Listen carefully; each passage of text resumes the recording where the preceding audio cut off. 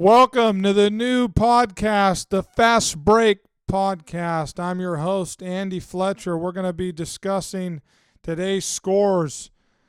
You have final 76ers versus the Mavericks, 120 to 116. No Embiid, obviously, in that game. Mavericks were at full strength. They had Kyrie and Luka playing, and they still managed to lose at home versus the 76ers. How about that coaching by Nick Nurse? You know, that guy's a hell of a coach. I mean, good for them to pick him up right away from Toronto because he's already won a championship. The guy knows how to coach, and he does well with injured players out and, you know, star players. He gets the most out of his team, so props to the 76ers. Clippers, 89 versus Timberwolves, 88. So Timberwolves with a couple close losses lately. They lost a nail-biter to the Sacramento Kings 2 days ago in overtime. Kings didn't have De'Aaron Fox, still managed to win in overtime. And then Clippers edge them by 1 point in Timberwolves land, And, you know, Kawhi had dropped a 30-piece on them, played great. Obviously, they're struggling late, Timberwolves, so they better get it together because it's the home stretch now until the playoffs start. So you got around 25 games or so, give or take.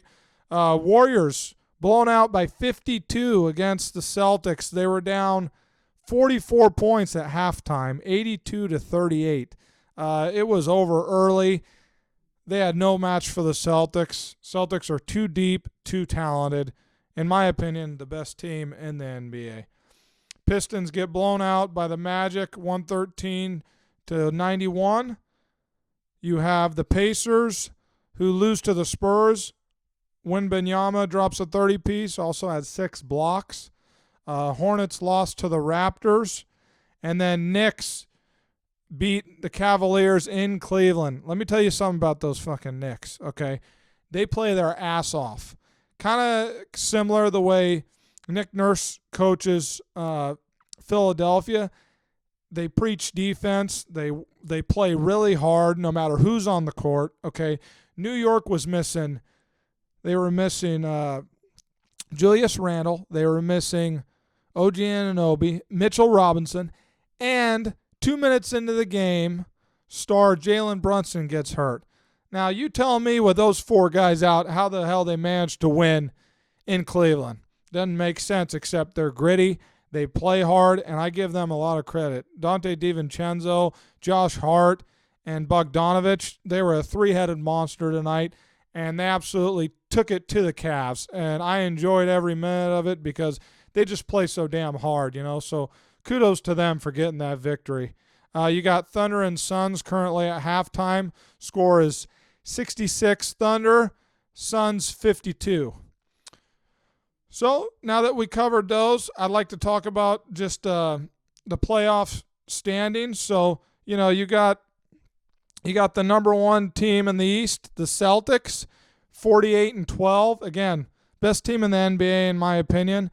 And then you have the Bucks, who are on a 5-game winning streak. They've been playing really well since the All-Star break. They're starting to get it together and gel. Dame and Giannis are definitely in the consideration for best duo in the NBA. Obviously, Cavaliers were playing really well until they got hit by the Knicks buzzsaw tonight. And hopefully they can get back on track. They're in 3rd place. And then you got the gritty Knicks, who are in 4th, who still managed to keep afloat without 4 of their starters now. So we'll see when Brunson gets reevaluated, and hopefully he'll come back because, you know, they play so hard, and I hope that he's not out for a long-term period of time. So you got 5th, the 76ers. We'll see when Joel Embiid comes back. Obviously, they miss him. Definitely a losing record without him. But, again, they play hard like the Knicks. They have a pretty deep team. After the deadline, they managed to sign Kyle Lowry, who's just a winner. You know, he's old, he's past his prime, but he's a shot maker, and he plays really hard, and, he's got leadership. So they have him. They acquired Buddy Hield at the deadline, gave them some perimeter shooting.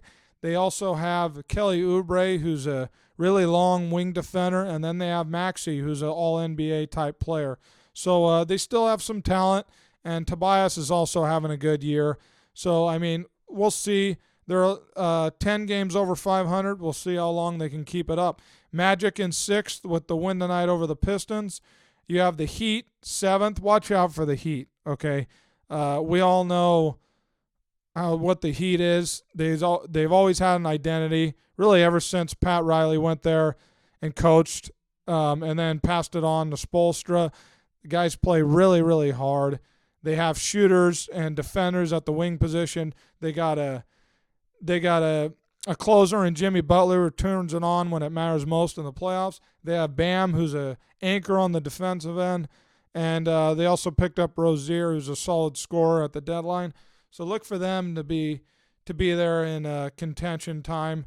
Don't be surprised if they're a 7th or an 8th seed, okay, and they make it to the Eastern Conference Finals, because I got news for you. They've done it many times, and they'll go through anybody. So, and then you have the Pacers, who are a much improved team from last year. They're the 8th seed. They acquired, obviously, Pascal Siakam at the deadline. They have Tyrese Halliburton, who came off a minor injury before the All-Star break, but still playing really well, averaging 21 points, 12 assists, just playing great basketball, great young leader. And then they have Miles Turner, who's a excellent anchor, can shoot the three. And I also like Mathurin. So they got some talent there. And then after that, you're talking about a 5-game difference from 8th to 9th. Chicago Bulls are 5 games back of the Indiana Pacers. So, that's pretty much set in stone. As long as those teams, don't get on too big of a losing streak, any of those top 8, that should be your top 8. As far as the Western Conference, we have first place being the Thunder. They have a 14-point lead at halftime tonight versus the Suns. Timberwolves, hard to believe they're tied for second, right? They've had such a great year, but the way they played against the Kings and the way they played against the Clippers, they lost two games at home straight. So they're struggling a little bit as of late. I'm happy for Anthony Edwards. He just had a baby on the way, and I can attest to it. I just had twins. So congratulations to Ant-Man. And, they're having an excellent year, but, they got to try to get back momentum and not fall too deep, because obviously the West is very talented, very crowded. So any losing streak of a few games can take you from 2nd to 6th. It could take you from 6th to 9th. You really gotta manage the losses and not lose too many in a row.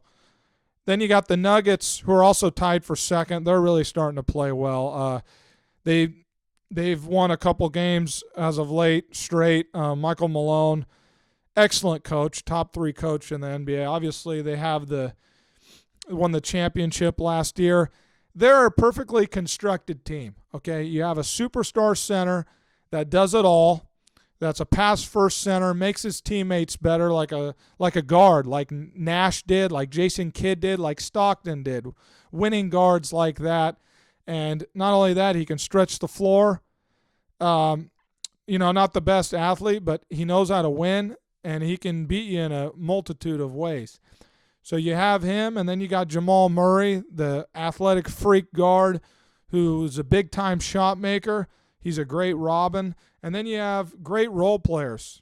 Contavious Caldwell-Pope, excellent wing defender, long, athletic.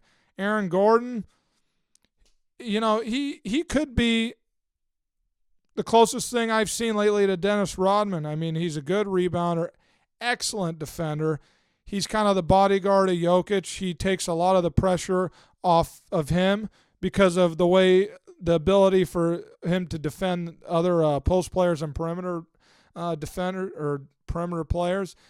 He's always guarding the opposing team's best perimeter player or forward. So, excellent defender and great role player. So those are your top 3 teams. Then you have the Clippers in 4th, 2 games back of the Nuggets and Timberwolves. Obviously, very deep team.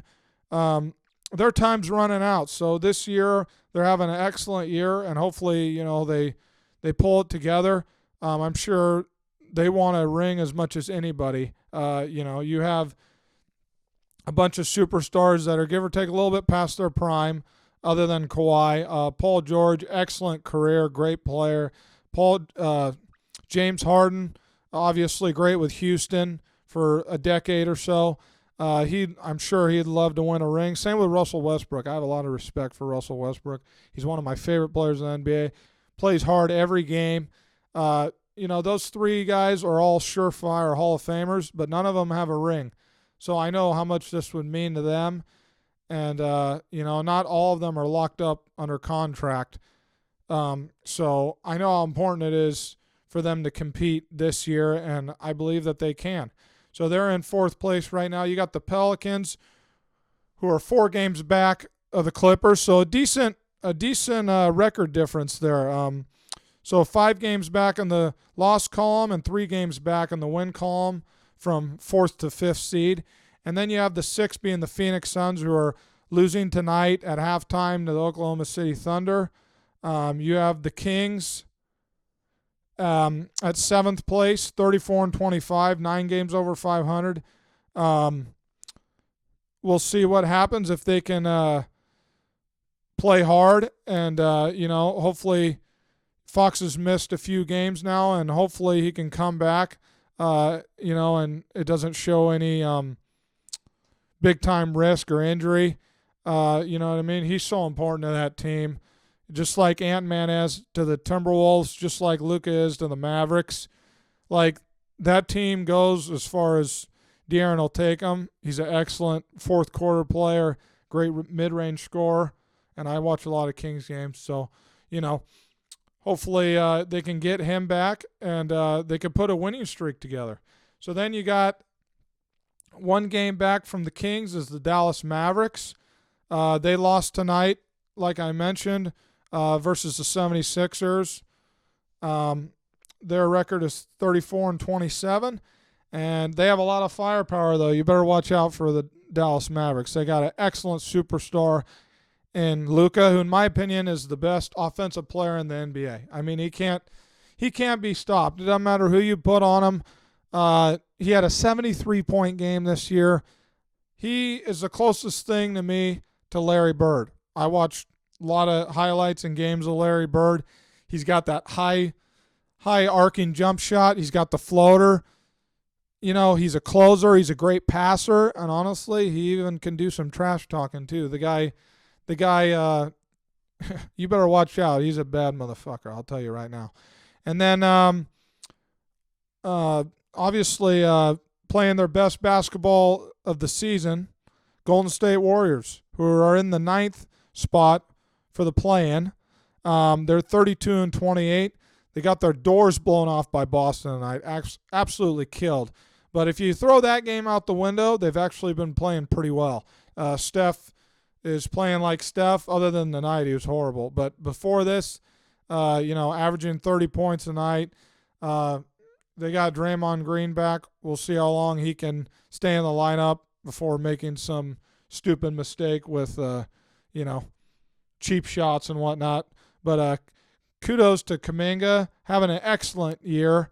Podziemski is a solid young talent, but, they're playing good basketball right now. Chris Paul just came back, so you better watch out for the Warriors because they're starting to turn it on. And then you have the Los Angeles Lakers, who are in the 10th spot, also 9.5 games back of first place. Warriors and Lakers are tied as far as record goes, 9.5 games back. So anyway, that's the thing is, a lot of these teams I've noticed with the championship experience, it's like they have 2 switches, and they may struggle in the regular season, but once you get nearing the playoffs and especially when the playoffs start, they really know how to turn it on. That's what makes a championship team and some one-hit wonder team, because I'm telling you right now, you got teams like the Nuggets, the Warriors, the Celtics, the Heat, all these teams that have championship experience, they're all playing their best basketball right now.